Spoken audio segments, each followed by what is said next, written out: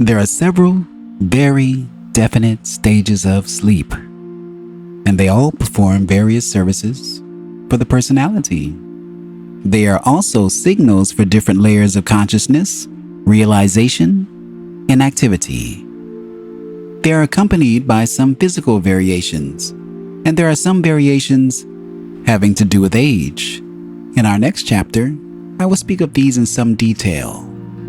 For now, it is sufficient to realize that specific steps, definite alterations, occur as consciousness is shifted from the exterior to the interior reality, and that these changes are not random, that consciousness leads through a very predictable route to its many destinations.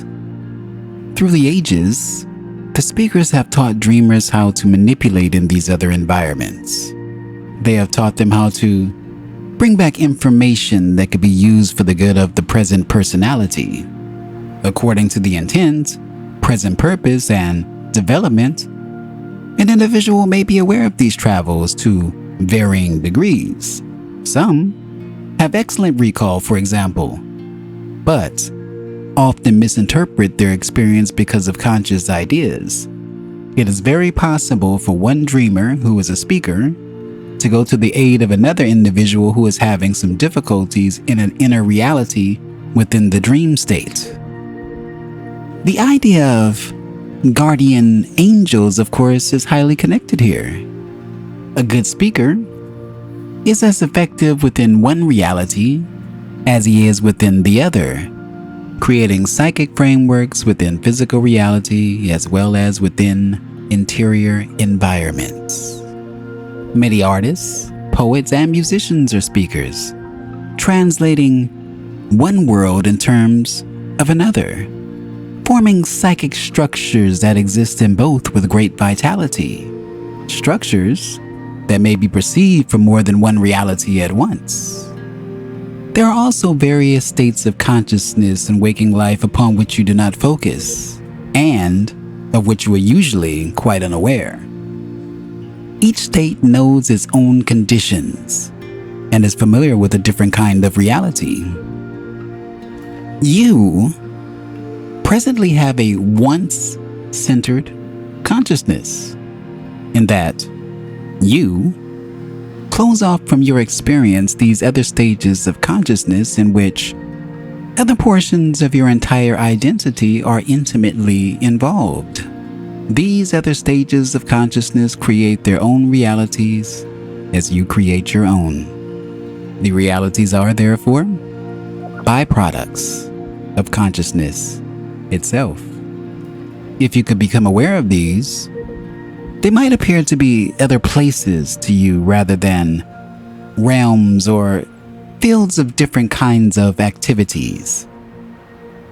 If you probe into these realms, you will be forced to perceive them with the root assumptions of your own system, translating feelings of warmth and comfort, for example, into images of warm shelters or buildings, or feelings of fear into images of demons.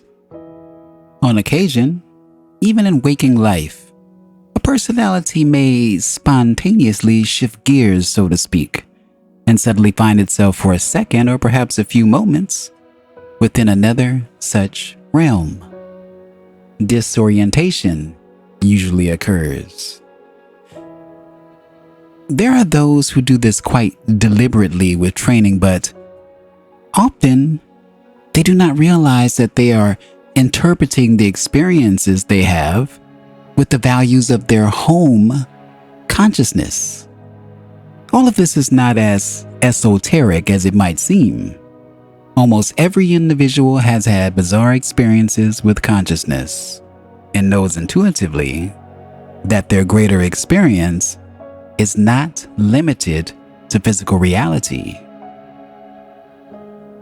Most dreams are like animated postcards brought back from a journey that you have returned from and largely forgotten. Your consciousness is already oriented again to physical reality. The dream, an attempt to translate the deeper experience into recognizable forms. The images within the dream are also highly coded and are signals for underlying events that are basically not decipherable. The speakers help you in the formation of dreams, which are indeed multi-dimensional artistic productions of a kind. Dreams existing in more than one reality, with effects to dissect various stages of consciousness that are real in your terms, to both the living and the dead, and in which both living and the dead may participate. It is for this reason that inspirations and revelations are so often a part of the dream condition.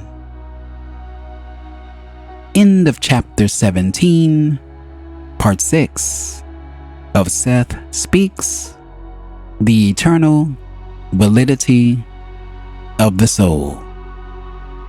Let's talk about it.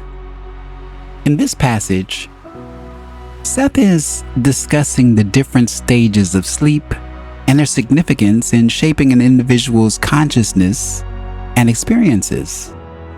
He mentions that these sleep stages serve various purposes for the personality and are connected to different layers of consciousness, awareness, and activity.